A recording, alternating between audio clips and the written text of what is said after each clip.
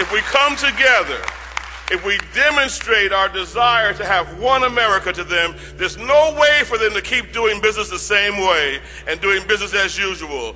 We've come to say we want to build one America. Build one America. Build one America. Build one.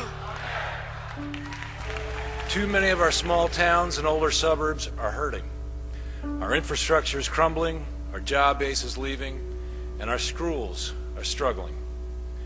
But the wealthiest, fastest growing towns have been allowed to zone out the poor, while gaining a disproportionate share of federal and state aid, while our towns, the older towns, gain a disproportionate share of decay and poverty.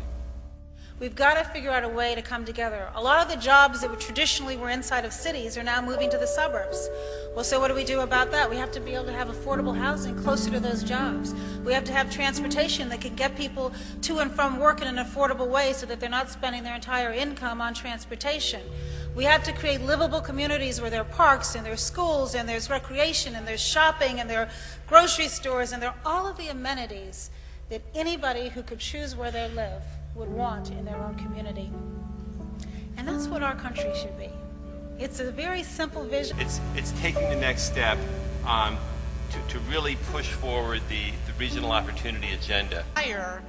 Building a coalition of different faith communities and organizations and laborers and environmental groups and developers, okay? But it also meant that we had to be strategic about who our targets were.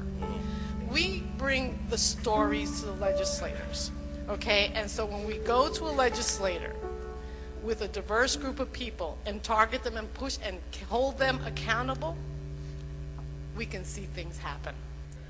We came here to say no. No to segregation, no to sprawl, and no to inequality. We're here.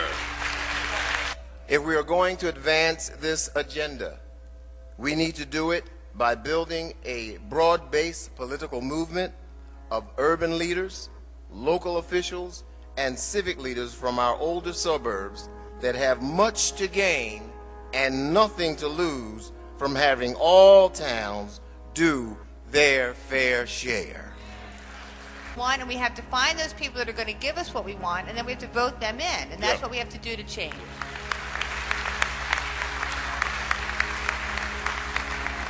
We are not going to be able to move forward and tell an entire metropolitan area that we are no longer going to limit the opportunities people are entitled to a neighborhood or to a city that are going to be metropolitan-wide. We need you there.